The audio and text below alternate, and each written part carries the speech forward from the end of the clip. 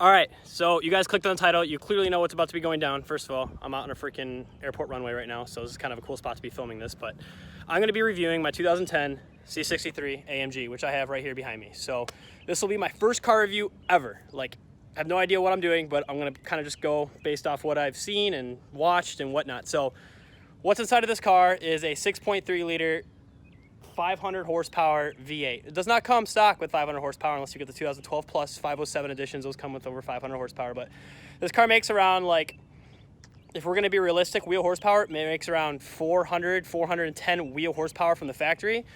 Full bolt-ons in the tune, which is what this car does have, lightweight pulley and a bunch of other stuff I'll get into when we start driving. It makes around 450, 460 wheel. So this car is far from stock when it comes to looks, when it comes to noises, which, oh my gosh, this car absolutely shines when you hear its exhaust. But enough about talking about the outside of the car. I'll start talking about the inside of it, or I'll start talking about the actual, I'm gonna put the bloopers in there. I don't even care. I'll leave it just the way it is. I'm gonna do one take. So we're gonna get inside the car though. We're gonna go for a drive. I'll give you a little walk around beforehand, and I'll show you the seating and what it's like on the inside, the interior, features, options, whatnot. So let's get into the inside of the car. All right, when you first buy this car, you're thinking, okay, four-door sedan, right? So there's plenty of room. Yep, I don't think so. So if I'm gonna go to sit down inside of here, there is anything but. This seat is actually pretty far forward right now, and this is actually kind of dandy. You have these two little slots right here that give you kind of a place for your knees to go, because they know you're getting shafted the second you get in here regardless. So that's kind of a crap position. This is really a four-door, two-person car. So it does have the full entire carbon fiber package, has the Harman Kardon sound system. These seats have really never been sat in, or, you know, no one ever sits back here. I don't really like people sitting in the back seat regardless. So that's the back seat. So there's, you know, enough room for kids and whatnot back there. When you come to the trunk, yes, this is a little bit messy as it sits right now, but this is the air ride system that it currently is on. It's on an AccuAir E-level system. I have all the wires in. This is for my mic setup right here for exhaust and whatnot, which you will see in the bumper. I'm not afraid to hide or show anything. So it's got a carbon rear diffuser on it.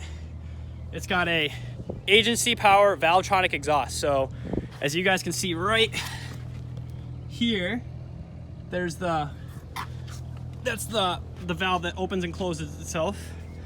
So for loud and quiet. It's got full, it does not have, so that's the only thing I'm missing right now is headers, which is what I'm gonna get. I wanna get the agency power long tube headers. We're get a new tune and see what this car can really make. So anyways, it's got full carbon exterior package. It's got carbon split on the roof, carbon, I guess you can call this rear deck lid, carbon side skirts, carbon mirrors, carbon front lip, blacked out grille. And this whole car, lighting-wise, is sponsored by the Philips LED. So all the headlights are Philips LED, and reverse lights, interior lights, everything. So that's that. Now let's go into the inside of the driver's seat. So when you first go to step inside of one of these, pretty dirty right now, but like I said, carbon, everything. Sit down in here. This is what it looks like. This is where I have my little E-level set up right here. I'm going to start this car.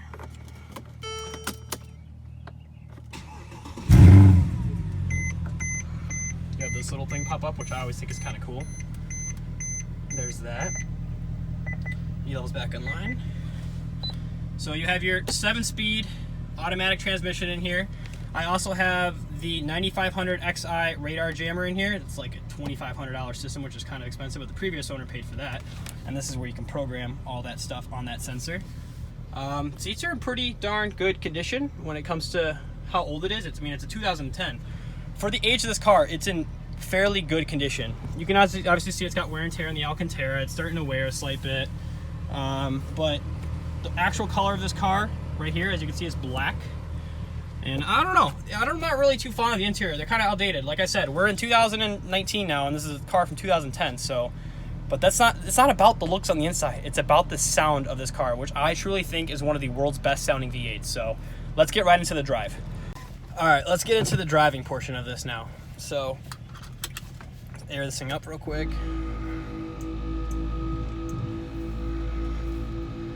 So like I said, this car really shines. If If anything, I'm going to say it's going to shine strictly and strictly only on the straightaways because this car does not like to take turns. But it does like to make turns when you're kicking the ass end out. So it's a completely different story. This car loves to be sideways. So let's get out on the main road here real quick. Need this airport runway.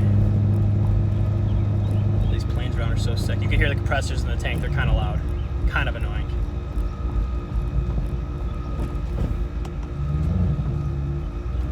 Gosh, this just sounds so good. Alright. Let's go for a drive. The great thing about bags is absolutely nothing rubs whatsoever. Like, just, okay, you want to drive a little bit, and then slam it just a tad bit, whatever.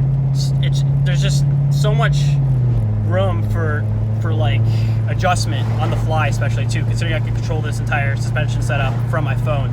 And if I raise the suspension to the complete max, it's just as stiff as it was in my BC coilovers, which is also really, really awesome. So let's, handles pretty good for how heavy it is. Being 4,000 pounds, I mean, the car's, it's almost up there with the Hellcat boats. Nah, I'm just kidding. Those things are legit freaking boats. This thing is nowhere near that, so. But, like I said, it's got a 6.2 liter, 6.3 liter, whatever you want to call it, V8. This car makes around 460 to 440 wheels, something around there, and makes like 500 crank horsepower, 490 crank. I think my best ET in the quarter mile right now. Well, before we tell you that, we're gonna get into what's done in the car. So it's got a Evo Sport lightweight crank pulley. It has agency power exhaust, like I had talked about, the Valvetronic exhaust. It has the Wisec Stage 2 tune, the drop-in air boxes from Wisec, the SLS valve buckets. It also has, here's a GT500 right here. Man, I would love to race. Not gonna lie, it would definitely beat me because this thing's making some serious power. It's like a 14 GT500, so. But, like, let me just let you guys hear a little bit of this car real quick. Like,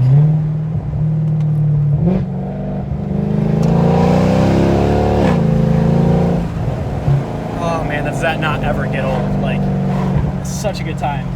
So I don't know how I'm doing in this review so far. I'm trying to do this in one take, regardless of me asking you for opinions while I'm making a video. Might be the first time you've ever seen this in a video, but hey, first time for everything, right? What else could we talk about on this car? It sits on 255, 3520 in the rear, and it's 235, 3520 in the front, 19-inch rims. They're Vorsteiner VF 103s, I believe. 35 millimeter offset, 19 by 9.5 in the front, and a 19 by 11.5 in the rear. Or 11 in the rear, excuse me. The car does have underglow. It's kind of a joke that I've always wanted to do. Fast and Furious, my buddy Ian that had a Huracan, and he's got a turbo C7 Vet and now an RX-7. He freaking got me like to want to put underglow on my car for so long. Yes, it's not a classy thing to do, but I really enjoyed like just doing the little things like that. It's a cheap little $100 mod that I was just like, oh, this is so sick. I'm so excited. I don't know if I'm able to get any footage of that tonight because it's still bright as day out right now, but in terms of how much it costs to maintain one of these, oh my gosh, is it not expensive at all if you actually do the work by yourself. So I've had this car, like I said, maybe going on 4 years now. This will be my 4th summer with the car. I didn't drive it for the past 2 years, mainly because I was building my clothing line, which I'm wearing one of my shirts right now, Living Limitless. But what it costs to maintain this car, if you take care of it yourself and you get the head studs done, the head studs is a big problem on the 2010 and older. So between 2008 and 2010, I'm pretty sure the first year this was made with 2008. And the 2010 and a half models have female head studs for the cylinder head, and those get replaced with male head studs, so you can solve the problem of it not lifting or the head bolts are snapping inside or something like that. But if you get that replaced, it's pretty much a bulletproof car when it comes to that. This has the Wisec trans upgrade in it. This also has, what else does it have done to it? I'm trying to remember. It's been such a minute since I've driven this car. It has a lot of stuff done to it. Like I said, the full carbon interior, radar jammer, all that stuff. Anyways, as far as drivability goes, the car does not get the best gas mileage whatsoever. I might be ranting right now, but city, I get about 12 to 15, somewhere around there. And highway, I get around 19, 20, depending on how I drive the car. Like I said, it all depends on how I drive the car, so. But if you're not driving it like a complete douche, you'll get good gas mileage. What's up, buddy? How's it going? Hey, is your sister Megan? Yeah. I went to that paramedic class with her at Trenton High School. Oh, did you? Yeah. Oh, nice. Yeah, I love the car. Thanks, dude. Like the Grom. Thanks, man. So, anyways, like I said, the fuel mileage isn't as good as it could be. But, I mean, having a 6.2 liter V8, the fuel mileage is not that bad whatsoever. Like I said, half the time your foot's always to the ground. So, you're not like a little Honda Grom dude right there. I guess that kid went to school with my sister.